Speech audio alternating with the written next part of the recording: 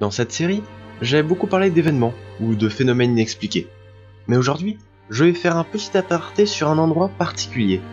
C'est un immeuble, plutôt petit, mais suffisant pour y accueillir une vingtaine de personnes.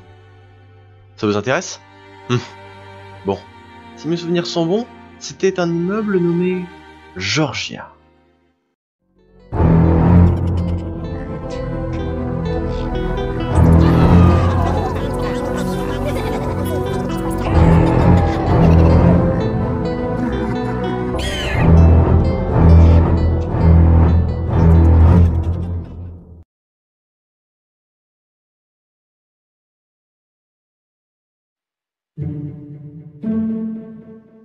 Je me revois encore chercher un appartement avec ma petite amie. Nous épluchons les annonces, cherchant le prix le plus bas possible pour le plus de terrain. Quand soudain, elle me mit sous les yeux un petit bout de papier. C'était une petite annonce. Un appartement venait de se libérer dans un petit immeuble nommé Georgia. D'abord, je trouvais étrange qu'un immeuble ait le nom d'une personne, et que ce soit lui qui passe une annonce. Mais bon, vu notre budget à Marie et moi, nous n'allions pas faire les fines bouches. Une fois arrivés, et après avoir mis nos quelques meubles, un papier se glissa délicatement de dessous notre porte. Marie, qui avait toujours été plus rapide que moi, l'a pris en première et le lut. Après avoir déplié notre lit, j'alla la voir au sujet du papier qu'elle tenait dans ses mains. C'était une liste de 10 règles de l'immeuble. Je l'ai toujours aujourd'hui, même si elle est un peu chiffonnée, en voilà le contenu. Règle numéro 1. Merci de ne pas laisser traîner de détritus comestibles, comme une peau de banane ou autre reste de nourriture. Ça a tendance à déconcentrer notre équipe de nettoyage, qui, en temps normal, ne se contente que de faire leur travail. À cause de ce même comportement d'un sans-abri qui venait de manger ici, nous avons dû nettoyer tout ce qu'il restait de ce dernier. Merci alors de ne rien jeter par terre. Règle numéro 2. Vous avez le droit, comme tout le monde, de vous promener dans l'enceinte de l'immeuble. Mais à partir de 3 heures et ce jusqu'à 4 heures, il sera strictement interdit de sortir de vos appartements. Règle numéro 3. L'équipe de nettoyage travaille 24 heures sur 24. Merci de ne pas leur adresser la parole, pour une quelconque raison, même s'ils semblent avoir besoin d'aide ou d'assistance médicale. Ne leur parlez pas, et essayez tant que possible de ne pas les regarder dans les yeux. Veuillez parler de cette règle à vos enfants, si vous en avez. Surtout les enfants. Règle numéro 4.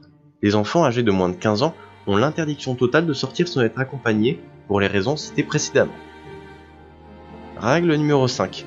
Merci de ne pas renifler, lécher ou boire l'eau des toilettes, même si vous en ressentez l'irrépressible envie. Règle numéro 6. Si quelqu'un frappe à votre porte, merci de regarder à travers l'œilleton. Si cette personne est un homme en costume noir avec un nœud papillon rouge et un chapeau melon, merci de vérifier que votre porte est bel et bien fermée. Puis éteignez toutes les lumières et dites « Il n'y a personne ». Cette action le fera partir, mais faites tout de même attention. Plusieurs personnes se sont plaints, après avoir reçu la visite de l'homme au chapeau melon, d'étranges bruits la nuit. Après inspection, nous nous sommes rendus compte qu'il venait souvent pour lécher les vitres la nuit. Merci de les garder fermées à partir de 19h, et ce jusqu'à 6h pendant la semaine depuis qui suit son apparition. Règle numéro 7. Les chiens sont interdits. Règle numéro 8. C'est vous, et vous seul qui vous occupez de votre ménage. Aucun employé ne vient et ne viendra jamais pour faire ça à votre place. Alors si quelqu'un vient pour ça, merci de lui rappeler la règle 8, et d'aller tout de suite en parler à l'administration. Règle numéro 9. Parfois des dîners sont organisés. Merci de vous y présenter à l'heure. Aucune absence ne sera tolérée. Règle numéro 10. Cet établissement porte le nom de Georgia. Étant très jalouse, nous vous prions de n'emmener aucune personne, animal ou objet portant ce même nom. Il est également strictement interdit de s'adresser directement à l'immeuble de manière familière ou amicale, et ce par écrit, par oral et par geste. Avec nos salutations, l'administration de Georgia. Après avoir lu ces règles, Marie et moi s'étions jurés de les respecter à la lettre. Et malgré le côté horrifique de ces règles, nous sommes quand même restés, aveuglés par l'adrénaline que cela procurait. J'ai commencé à en faire ma passion. Je notais sur un petit carnet le nom de chacun des employés, uniquement leur nom, pas leur prénom. J'ai remarqué, plutôt, qu'ils s'appelaient tous Bob, même les femmes. Et il m'a même déjà semblé voir un enfant, habillé ainsi, avec le même uniforme, et la même étiquette. Lui aussi répondait au nom de Bob. Et ce qui était le plus choquant, c'est son attitude. Il agissait comme les grands, et personne n'y trouvait rien à redire. Un soir, alors que je rentrais d'un enterrement de vie de garçon avec des amis, je découvris l'appartement vide. Marie avait disparu. Pas une lettre, pas un mot. Je suis allé voir la police le lendemain même, j'ai passé les annonces au journal, j'ai erré dans les rues sans vie qu'il allait enlever. Mais au fond, je savais que c'était l'immeuble qui l'avait enlevé. Et je comptais bien voir le fin mot de cette affaire. Exactement une semaine après sa disparition, j'ai été invité à un dîner organisé par l'immeuble. Le rôti était délicieux, mais avec un petit air de nostalgie. Autour de moi se tenaient tous les locataires, sans exception.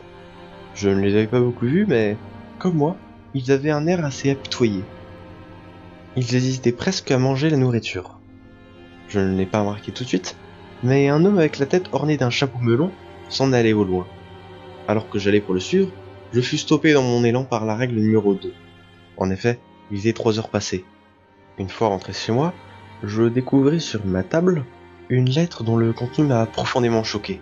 Cette lettre disait « J'ai bien pris soin d'elle. Pendant toute la semaine, je l'ai dorlotée, chouchoutée de tout mon amour. D'ailleurs, est-ce que vous avez bien mangé ?»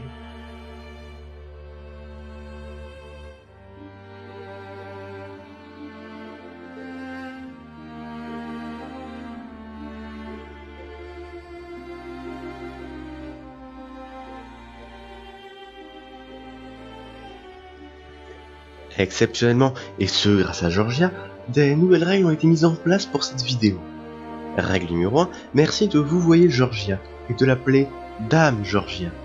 Elle vous en sera également reconnaissant si vous lui faites ses salutations dans les commentaires. Règle numéro 2, merci de liker, commenter et vous abonner si ce n'est pas déjà fait. Ces règles devront être respectées. Si ce n'est pas le cas, des sanctions telles que le meurtre de famille, malédiction sur 3 générations ou démembrement seront mises en place. Merci.